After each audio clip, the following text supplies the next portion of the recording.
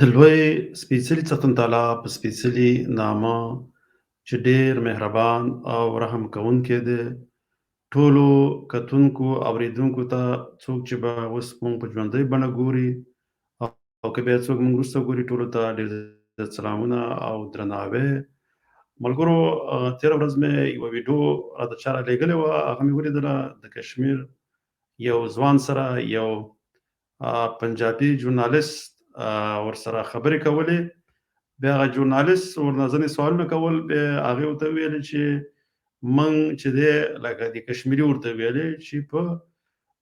آزاد نیستو، موږ پنجابي آرمي غلامان کړي استو او موږ خپله په خپل هیواد کشمیر کې چې دوی پاکستانیان ورته آزاد کشمیر وایي، هغوی وایي خو موږ دلته غلامان یو او په کشمیر باندې څه هندوانو قبضه کړې ده او باقي پاتې چې دی هغه دې خواته د پنجابي آرمي قبضه کړې ده. دا خبره رښتیا ده. په دې باندې یو پښتانه چې دي هغه ورباندې نه پوهېږي، د پښتونخوا نور قومونه په دوی پوهېږي چې غلامان دي، خو هغه لاره ورسره نشته چې څه رقم باندې دغه غلامۍ څخه ځان خلاص کړي. خو هغوی بیا هم خیر دي، هغه په دوی پوهېږي چې موږ غلامان یستو. خو پښتانه پکې بیا هلته داسې دي، ټول نه، خو په یو ډېر تعداد کې چې هغه داسې دي عام غلامان دي او په دغه خپله غلامۍ باندې هغوی نه پوهېږي. ما ته کله کله په دې کومنټونو یا څرګندونو کې دا هم لیکي، وروسته سره هغه ویډیو هم بیا شریکوم، بیا په هغې به تبصره هم کوم. ما ته کله کله په کومنټونو یا څرګندونو کې دا لیکي چې پاکستان کې خو بلوچ، سندھی او پښتانه او دا ټول اوسېږي او دا ورونه دي. دلته دا د ورونو مثال نه دی، خو د یو کار دی کله کله وایي پنجابی غټ رور دی، مشر رور دی. مسله داسې ده چې پنجابی چې دی د پاکستان د دغه خاورې حاکم دی، چې کله انګریزان تله هغه خپله باداري نه خو خپل ناظر تقریبا مقرر کړو. بیا هم ځکه نور مزدوران خو شته، ځکه چې هغه دغه نور قومونه دي چې د هغوی په مزدورۍ کې دي، خو ډېر پښتانه په دې باندې نه پوهېږي. الله دې هلته چې کوم پښتانه دي الله دې هغوی ته دغه لاره برابره کړي چې هغوی خپل هم پوه شي او د افغانستان پښتنو ته هم دې الله دا احساس ورکړي چې د کوزي پښتونخوا پښتنو ته پاکستانیان نه وایي، ځکه چې یو هغه یې ځان ته وایي هغې خو ما هغه نصاب به ورته یو څه ورښودلي هغه به وایي، خو باید موږ یې ورته ونه وایو. زه درسره دا ویډیو اول لږه خپروم، بیا وروسته پرې زه خپلې تبصرې لرم، تاسو دا وګورئ، تقریبا یو څو دقیقې به وي، خو لکه ټوله نه ږدم، بیا په منځ کې زه پرې تبصره هم کوم. मैं इंडिया क्यों जाऊं? पाकिस्तान क्यों आए? कब्जा किया है ना पाकिस्तान। जो लोग कहते हैं ना कि कश्मीर बनेगा पाकिस्तान, तो वो दूसरे किसी मुल्क को भी उठा के कह दें कि इंग्लैंड बनेगा पाकिस्तान, वो वही बात है, बेतुकी सी बात है, उसकी बात की कोई वैल्यू नहीं। पाकिस्तान ने हमें क्या दी, पहचान दी है जी, मतलब क्या पहचान, मैं तो पाकिस्तान का हूँ ही नहीं, कश्मीर का हूँ। कश्मीर के हैं, वीज़ा कहीं लेके जाते हैं तो कहाँ से अप्लाई करते हैं? वो तो जाहिर सी बात है, पाकिस्तान ने कब्जा किया हुआ है कश्मीर पे, तो अब जिस तरह अगर क्या चाहते हैं, किसका कब्जा हो? किसी का नहीं, कश्मीर तो खुद आज़ाद होना चाहिए। दूसरा जम्मू कश्मीर भी, दोनों, कश्मीर तो एक ही है, गिलगित बल्तिस्तान भी उसका हिस्सा है, गिलगित बल्तिस्तान भी उसका हिस्सा है जी भी ग्रेट, उसको भी आज़ाद कर देना चाहिए जी बिल्कुल। راته ورونو دا وایي چې دا پاکستان چې دی وایي کشمیر یې قبضه کړی دی او ګلګت بلتستان چې هغوی اوس تقریبا د یو صوبې درجې ورته پاکستان ورکړې ده، پنجاب هغه هم زمونږه برخه ده، هغه هم دوی نیولې ده او خپله قبضه یې پرې کړې ده. دا چا کړې ده؟ پنجاب آرمي کړې ده. نو وایي هغه باید هم آزاد شي. نو لږ به د دې یو څو خبرې نورې واورئ، خو هسې دا په دې خاطر تاسو سره زه نشروم که بیا کله دا زمونږ پروګرام ډېر د کوزي پښتونخوا کې زمونږ پښتانه ورونه ګوري چې هغوی ته یو څه معلومات وشي چې وګوره دې ځوان او تاسو کې څومره فرق دی. دا په دوی پوهېږي چې په دغه پاکستان باندې واکدار قوم او حاکم قوم چې دی هغه صرف یو دی، هغه پنجابی دی. مګر تر اوسه پورې پښتون په دې پوه نه شو. د پردي قوت ته د چغو نارې وایي، لکه اوس هغه په دې خوشحاله دی پاکستان یو قوت دی، نو که دې هم ته خو پکې غلام دی، ځکه ستا خو نه دی هغه قوت، خو د بل چا په لاس کې دی، که څوک استعمالوي، که څوک هغه هلته کوم سیاست جوړوي،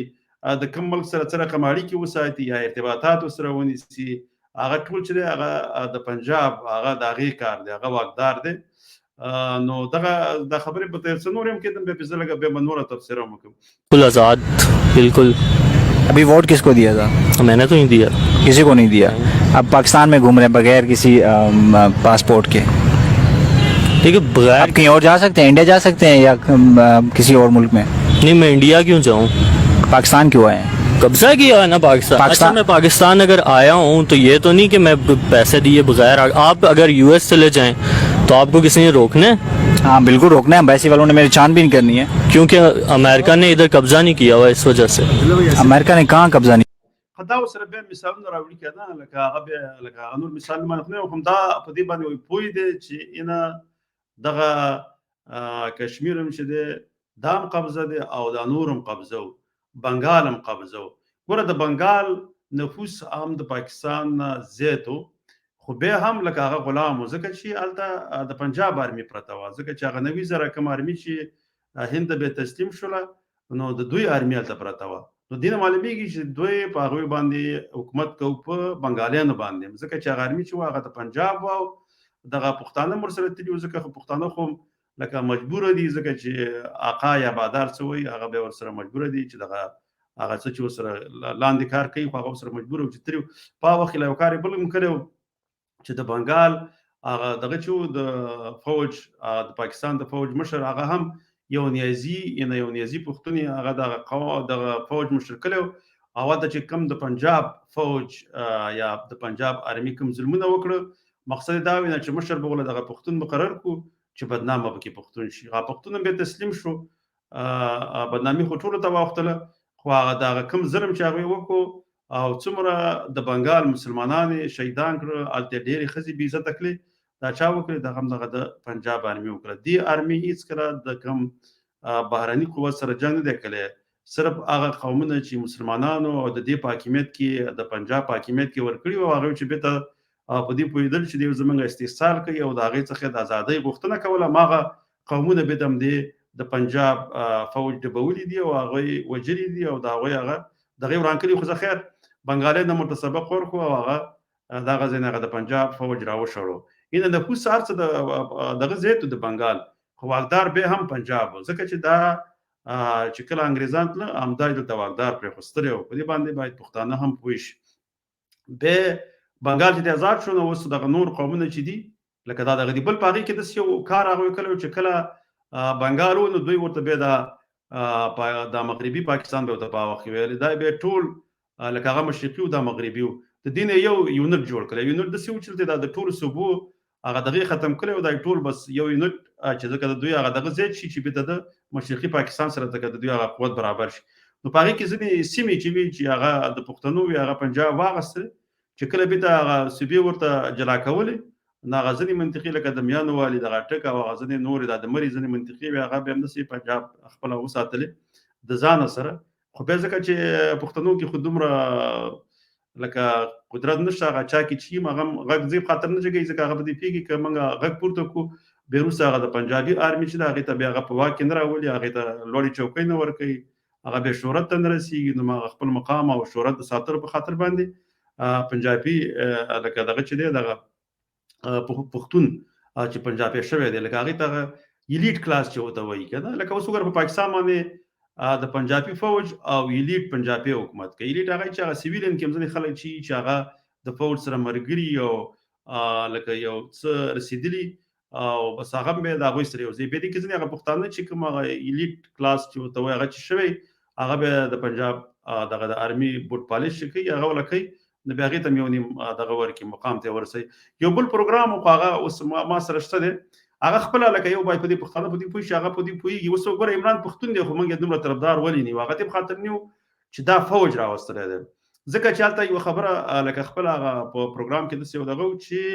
اسټابلیشمنت څه ته د پنجابي آرمي ته وایي خو ځکه هغه د پنجاب میډیا چې دا لکه داری کې کده سراسنو ته پنجابي آرمي و یا د پنجاب فوج ته وایي نو بیا هغه چې هغه خلک نسی او یا ټارګټ کلینګ کې وایي یا زنداني کوي نو هغه به د اسټابلیشمنت وایي خو اسټابلیشمنت هغه د چې دغه د پنجاب د کوم آرمي یا فوج چې د اسټابلیشمنت وایي هغه وایي چې بغیر د اسټابلیشمنت نه عمران خان د حکومت یا چوکۍ نشي ګټل نو هغه ځکه همدغه د دې په زور باندې راغله نو ځکه به ځنې خپل پښتانه چې دي هغه دانو خو هغه په دې پیږي چې دا د پنجابي فوج ګډاګي دی کچې د آزاد پښتون په خپل قدرت دغه تر رسیدلې نو بیا بهر پښتون د شاته ودرېدل ځکه چې بیا په نسبت د پنجابي خدا پښتنه وینه و خو پښتانه ولې طرفداري نه کوي هغه په دې خاطر باندې نه کوي چې دا د پنجاب فوج راوستل دي مونږ کله کله چې دغه طرفداري نه کوي جمعیت علماء اسلام ځکه چې دا خپله د پنجاب د فوج په زور باندې چې کله حکومت ته راځي په هغې په زور راځي او چې کله وغواړي بیا دغه حکومت ته محروموي. نو هغه هم دغه خواته ټوله مسله هم دغه ده چې هر یو وغواړي بس دغه د پنجاب دغه د آرمي ټول واک دی، څوک چې وغواړي هغه په حکومت کې راولي. نو بل زه یوه بله خبره کوم ځینې وخت کې که نه لکه هغه زموږ ځینې ملګري او کومنټونه لیکي ځکه زه به په منځ کې هغې جواب هم ورکوم چې تاسې خبرې کوئ. نو وروره د شله چې همیشه لومړی لکه دا خبرې چې دي لکه همیشه خلک تیوري وړاندې کوي، تیوري باندې خبرې کوي، بیا وروسته ځینې ملګري پیدا کېږي هغه عملي کوي. نو چې لکه که ته یو مشکل ته مشکل ونه یو هغه مشکل را پیدا نه کړي نو ته به د هغې علاج بیا څنګه د هغې وکړې که نه لکه د هغې دپاره به ته پلان څنګه جوړ کړي چې هغه مسله حل شي یا یوه مسله یو مشکل نو ته اول باید هغه په ګوته کړي بیا ورته پلان جوړ کړي او بیا د هغه پلان مطابق د هغې دپاره کار وکړي او بیا هغه عملي کړي. نو د دې په خاطر باندې خبرې ډېرې ضرور دي. اوس وګوره چې لکه موږ اکثره د ځینې خبرې پکې تکرار راځي لکه هغه داسې دی چې لکه اوس په پښتونخوا باندې اردو ژبه حاکمه ده ورسره د انګریزي هلته پښتو ژبه حاکمه نشته. دا بار بار ویل پکار دي ځکه چې بیا لکه اوس هلته لکه همدغه د دې لکه زموږ د ویلو نه مخکې ما ته نورو په دې باندې خبرې کولې ځینې لکه دغه ادیبان چې د پښتو د پښتونخوا شاعرانو لیکوالانو هغوی ته درې ګوته نیوله بیا اخره کې هلته ډاکټر خان تحریک په نوم باندې یو ګوند جوړ شو.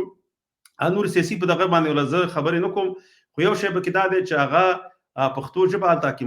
حاکمول غواړي لکه د پښتو ژبې د حاکمیت دپاره هلته کار کول غواړي.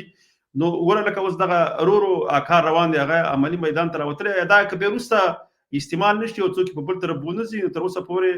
هغه کوم دغه چې دی د هغوی هغه تحریک د ژبې په خاطر باندې هغه ډېر سم روان دی. خو دا چې هلته دومره لکه پښتانه برین واش شوي دي چې د خپلې ژبې ته کله کله ما چې هغې سره زه خبرې کوم د پښتو ژبې څه حیثیت دی ځکه خو هغه داسې ورته وایي چې دا یوه علاقایي ژبه ده او دا هېڅ هم نه ده. زه بیا ورته کله کله داسې وایم چې د 80 میلیونو ژبه علاقایي ژبه نه ده، اساسي خپله ژبه ده. دلته ډنمارک، سویډن، ناروې د لکه ډنمارک نفوس هم د 6 میلیونو نه کم دی، د ناروې هم د 6 میلیونو نه کم دی، د سویډن هم کم دی. په هر د هېواد کې یا په دې ملک کې خپلې ژبې په دوی باندې واکمنې دي، د دوی میډیا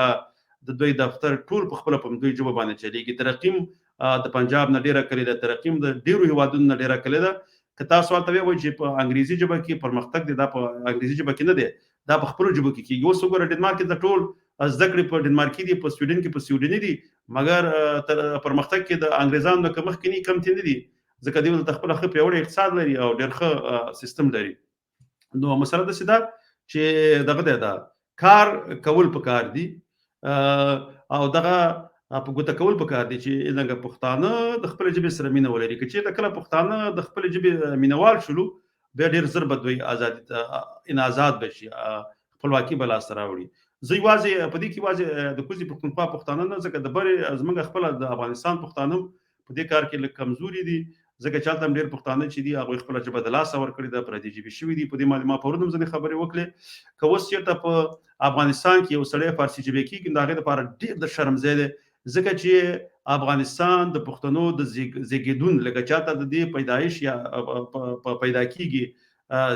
دغه زیږېدون ځای هماغه دی. نو چې په دغه ځای کې یو ځای کې د پښتنو اکثریت هلته څنګه هغه خپله ژبه باید د لاسه ورکړي، ولې ژبه خپله د لاسه ورکړي. اوس که سړی اروپا ته راشي یو ځکه د پښتانه ډېر کم دي او څلورم یا پنځم نسل یا دای هغه بلې ژبې ته واوړي نو سړی خو ویلی شي ځکه چې دلته مطلق دوی په اقلیت کې دي. ځکه که د لکه دغه دویم نسل چې دی هغه خو به زه پښتو وایي خو هغه درېیم او څلورم باندې بیا ورو ځکه هلته بیخي اقلیت کې ځکه دوی خو خپلو میندو کې دومره اوبه وایي خو مګر بار نشته ځکه بېرته پرې زده کړې نشته دی. نو ورو هغه کومه ویکیبلري چې د ژبو هغه کومه ذخیره د لغاتونو چې هغه بیا ورو کمیږي او خپله ژبه د لاسه ورکوي. مګر هغه هېواد چې هلته خپله پښتون پیدا کېږي، په پښتنه خاوره اوسېږي، په پښتو پکې ویل کېږي، زده کړې هم پکې شته، په پښتو ژبه باندې زده کړې ویل کېږي او بیا یو پښتنه کورنۍ راپاڅېږي او په کور کې فارسي ژبه خبرې کوي او خپله ژبه هېروي او هغه نوی نسل چې دی ورو بیا فارسیوان کېږي. دې ته احساسي کمتري وایي. دا یو مرض دی چې دوی پې اخته دي، دې مرض نه باید دوی راوځي. همداسې هغه پښتانه چې اوس په کراچۍ کې اوسېږي ځکه هلته اکثریت اوس هلته دویم اکثریت چې دی هغه تقریبا د پښتنو دی او څوک وایي چې اوس هغه اکثریت ته رسېدلي دي. که دغلته هم ځینې پښتانه په ډېر ویاړ وایي چې موږ په کور کې په اردو ژبه خبرې کوو ځکه ما پخپله په تلویزیونونو کې لیدلي وو نو هغه ډېر د شرم ځای دی تاسې دپاره چې هلته خو اوس ځکه په کراچۍ ښار چې دی یا دلته پښتانه چې دي که په اول یا په دویم نمبر نفوس په لحاظ باندې دي نو ستا نسا ژبه ولې هېره شي که داسې په کوزه پښتونخوا کې یو سړی فوج ته تللی دی پنجابي فوج ته ورته ځکه فوج کې ډېره دوی بیا د اردو سره شوق پیدا کېږي او هغه خپله ژبه هېره کړي او بلې ژبې ته واوړي د هغې دپاره هم د شرم ځای دی نو زه داسې وایم چې ستاسې لکه په هغه خاوره چې تاسې را پیدا کېږي بیا ستاسې خپله ژبه د لاسه ورکوئ نو دا خو خپله یو مرض دی دا یو روحي مرض دی چې تاسې پې اخته سئ هغې ته احساسي کمتري وایي نو ځان ته کم احساس کول او په کور کې د خپلو بچو سره په نورو ژبه باندې خبرې کول نو د دغې باید مخنیوی وشي نو دا ځینې مسلې داسې دي ځینې خبرې چې هغه به موږ بار بار په ګوته کوو ورسره به انشاءالله تعالی زه په راتلونکي کې په تاریخ باندې انشاءالله تعالی بېرته خبرې کوم ځکه چې دا یو کار دی چې که د تاریخ نه موږ زده کړه ونه کړو نو هغه بیا بار بار هغه تکرارېږي لکه دغه شی باید په دې باندې دغه وشو دا خالد علي خیل ورور ماته وایي چې ماته زنګ ووهه نه دلته دې نه زنګ نه کېږي ته به داسې چل وکړې انشاءالله تعالی چې زما مسنجر ته دغه راولېږه زه به درته سبا له خو زه پروګرام ته نه راتلم خو چې بله ورځ بیا راتلم ما سره خبرې وکړه بیا به زه د لکه چې کله په زه ژوندی بڼه راځم د هغې نه به نیم ساعت یا هغه به تا ته زه مخکې هغه دغه لینک در ولېږم بیا به لکه ما سره یو ځای بیا راشي اوس دلته نه کېږي ځکه چې زه راسن داسې دا نه لېږم نو دې په خاطر باندې ته خفه نه شې ما ته لکه پرایویټ میسج وکړه په میسنجر باندې بیا د سره زه خبرې کوم نو دا ځینې کومنټونه ته ویم نو بیا به کېدای شي پروګرام به بیا ختموو انشاءالله تعالی بیا به بله ورځ خبرې کوو نو دا ځینې ستاسې کومنټونه به زه په سکرین باندې راولم لکه دا چې کوم یو لکه ما سره ډېر راځي ځکه باید د هغې کومنټونه دلته به ډېر لکه دې دغه ورور چې دی دا ما ته له بیا د سرکوډې ښکاره کېږي خو زه دې سلامونه یې مراسته ولیدي نو ډېره مننه وطنمل وروره لکه بیا دا بل ورور به وي دا خو ځینې خو چې داسې دي هغه کورنۍ تربیه د ځینې خلکو ډېره ضعیفه وي لکه دلته یو دی نمریز خان دی که چې دی ځکه دا هغه خپل هغه د کور تربیه ښکاره کوي چې دا په یو څه رقم فامیل کې یا کورنۍ کې رالوی شوی دی نو زه هغه کومنټ ونه راخلم اوس به یو بل راواخلم دا چې دی او دا نړۍ من وروره دا کمنټ به خپله بیا نور بیا مو وایي خو ما ته زه له شانته د زما نه لرې دی دا لیکل نو ځکه بیا نه ښکاره کېږي دغه بل وروره مې یو کمنټ رالېږلی دا هم ته زه دغه کومه نو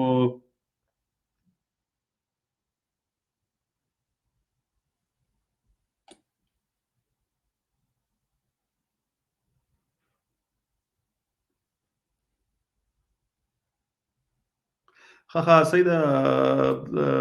ښه زه وایم مانسیره کې ما چې مانسیره کې څه توره دې کړې ده خو همدغه د ګلخان یې ګلخان پاتې او د پنجاب په غلامۍ کې ځکه چې لږ یو څه خو به زه ووایم ځکه ته لکه ته اوس په دې باندې نه پوهېږې چې دغلته که د قومي اسمبلي ده د هغې چې هغه سیټونه راواخلې او په درې صوبو وویشي او یوازې ځکه 342 سیټه دي او یوازې هغه د پنجاب کوم سیټونه چې دي د 53 صوبو نه زیات دي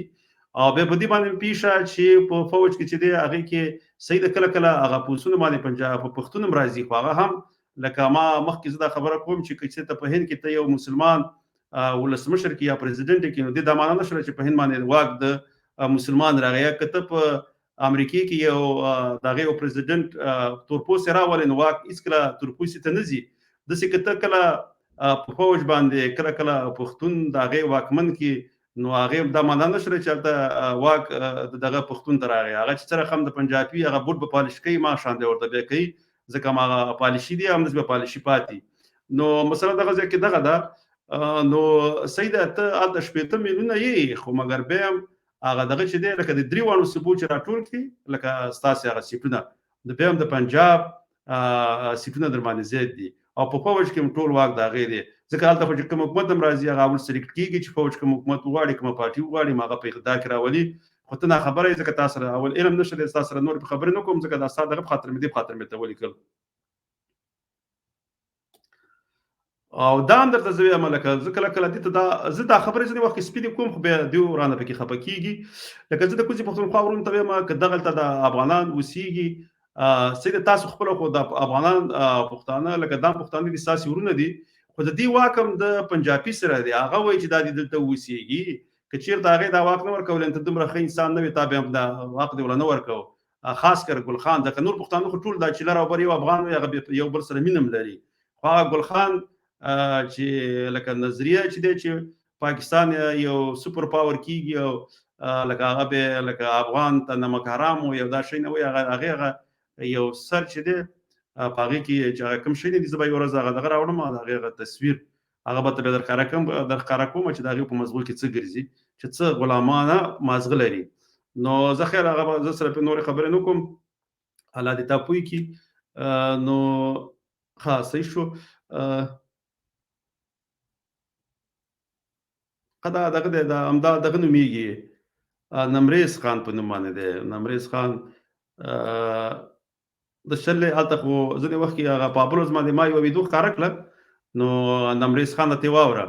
نو په هغې کې د هغه پنجابي سره یو زنځیر په پنجابي ټي وي باندې راغلی او بیا هغې ویله چې زما یو پټان په کار دی نو هغه زنځیر چې ورسره نو په زنځیر باندې خو ما خپله ویډیو کې مې ویله چې یا پې سړی سپی تړي